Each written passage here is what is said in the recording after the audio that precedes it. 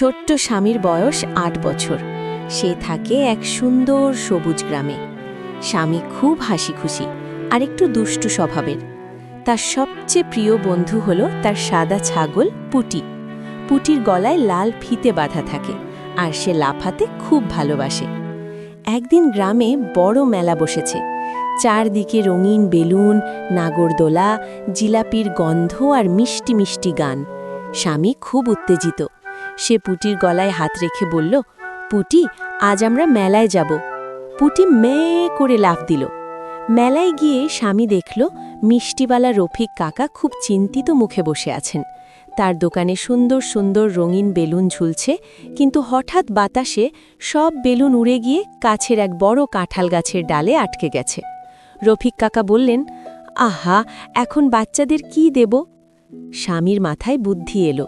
সে দেখল পুটি গাছের নিচে দাঁড়িয়ে ডালের দিকে তাকিয়ে আছে।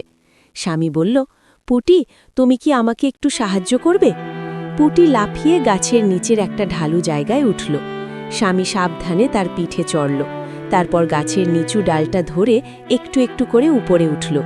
ডালটা দুলছিল, কিন্তু স্বামী ভয় পেল না। সে এক এক করে বেলুনগুলো খুলে নিচে ফেলতে লাগল।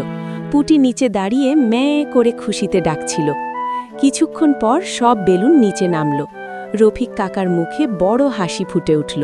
তিনি বললেন, স্বামী, তুমি তো সত্যি সাহসী ছিলে, আর পুটি খুব বুদ্ধিমান।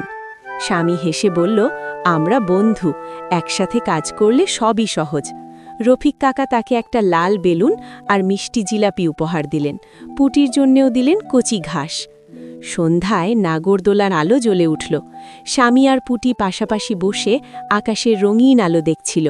স্বামী ধীরে বলল, পুটি, আজ আমরা ভালো কাজ করেছি, তাই না? পুটি নরম করে মাথা নাড়ল। সেদিন স্বামী শিখল, বন্ধুত্ব আর একসাথে চেষ্টা করলে যে কোনো সমস্যার সমাধান করা যায়।